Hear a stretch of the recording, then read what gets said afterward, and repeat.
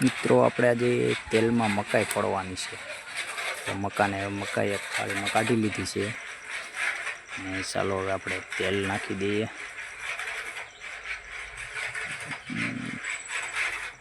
ચૂલો બુલો હલકો તાપ બાપ થઈ જાય, તેલ થઈ જાય પછી આપણે મકાઈ નાખીએ।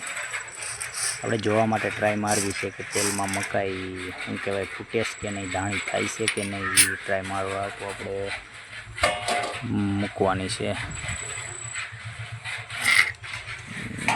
ચાલો હવે આપણે તેલ થોડીક વારમાં થઈ જાય એટલે આપણે મકાઈ નાખી દેવાની છે। પહેલાં તો હેરખું બકડિયું મૂકવું પડવાનું છે।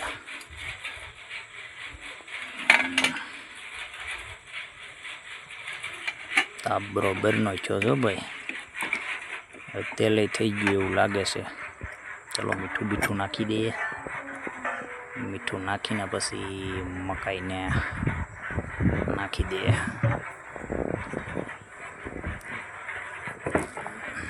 તાપ બરોબરનો જેમ જ એટલે મને એવું લાગે છે કે મકાઈ નહીં ફૂટે।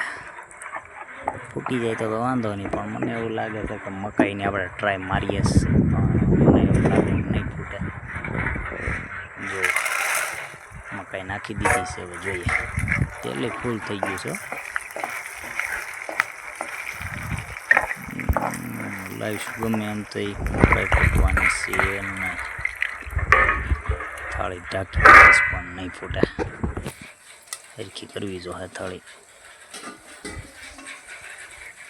અવાજ તો આવે છે ફટાફટી પણ હવે ફૂટતી નથી મિત્રો, આપણે સક્સેસ જાહે નહીં। ચલો જોઈએ કે ફૂટી છે કે નહીં।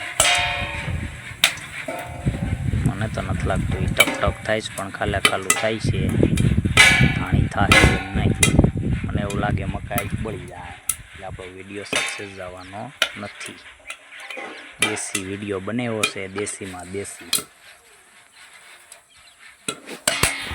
તો મિત્રો મકાઈ ફૂટી તો ખરી પણ આમ થોડી ફૂટી છે, ધાણી થાય મને એમ છે 5 થી 10 દાણા ફૂટાય છે એટલે જુઓ ફૂટતી નથી, બળી ગઈ છે। ચાલો હવે આને આપણે ઉતારી લઈએ, કારણ કે મકાઈ ફૂટવાની નથી, નકર ફૂટી ગયું અટાણ સુધી હોય નહીં। જુઓ ફૂટતી જ નથી ને। ચાલો મળીએ નેક્સ્ટ વિડીયોમાં। જય માતાજી। ઉતારી લઈએ, ધાણી ફૂટવાની નથી।